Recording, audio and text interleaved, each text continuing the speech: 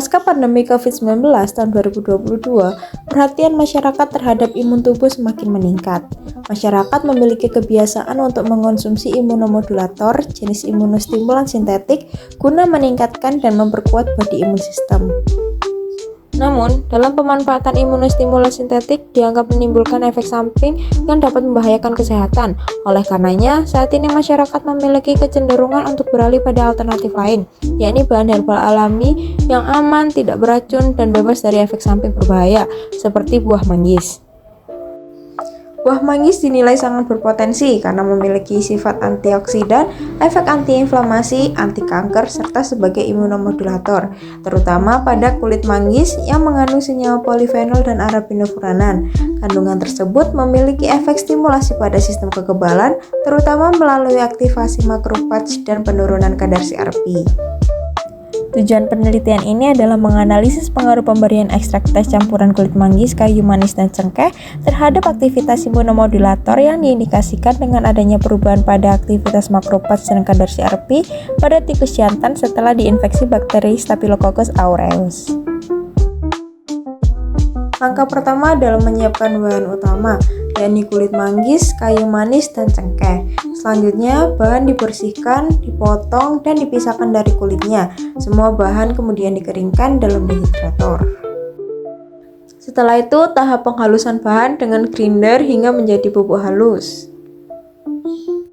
Kemudian pembuatan ekstrak teh campuran kulit manggis, kayu manis, dan cengkeh dengan menggunakan metode sonikasi. Metode ini membantu mengekstrak kandungan aktif dari bahan herbal secara lebih cepat dan efisien tanpa merusak nutrisinya.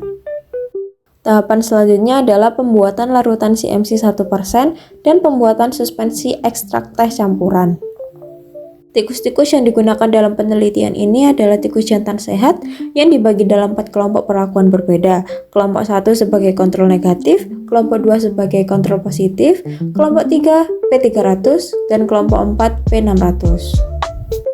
Selanjutnya, tikus-tikus tersebut akan diinfeksi oleh bakteri Staphylococcus aureus di hari ke-7. Pada hari ke-8, darah tikus diambil untuk dianalisis kadar CRP-nya sehingga dapat diukur aktivitas fagositosis makrofage.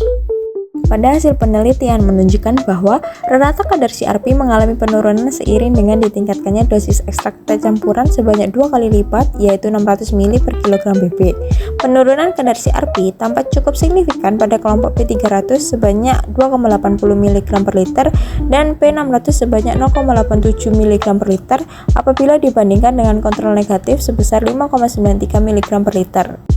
Grafik menunjukkan adanya tren penurunan jumlah makrofag.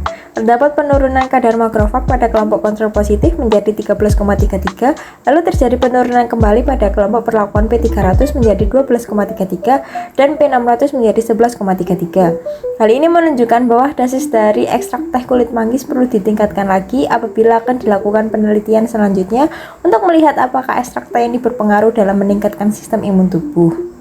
Kesimpulan yang dapat diambil dari penelitian ini yakni penurunan kadar makrofag pada tikus setelah diinfeksi bakteri Staphylococcus aureus tidak cukup signifikan, sehingga mengindikasikan ekstrak teh campuran manggis, kayu manis, dan cengkeh tidak berpengaruh secara signifikan terhadap penurunan kadar makrofag.